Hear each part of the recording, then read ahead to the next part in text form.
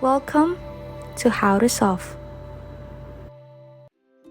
Hey there! In today's video, I'm gonna show you how to track your Cash App card.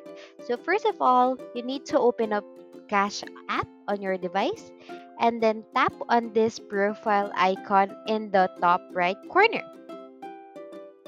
From here, you will have to scroll down to the very bottom, look for support, and then over here, you need to tap on something else.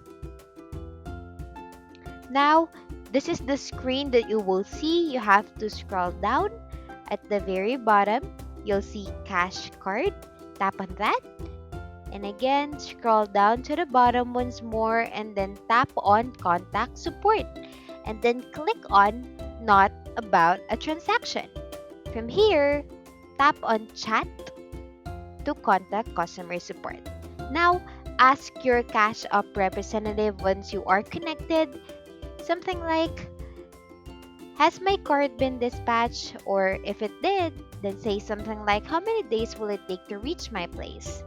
That's it. That's how we contact a Cash App representative to check on the status or to track our Cash App card.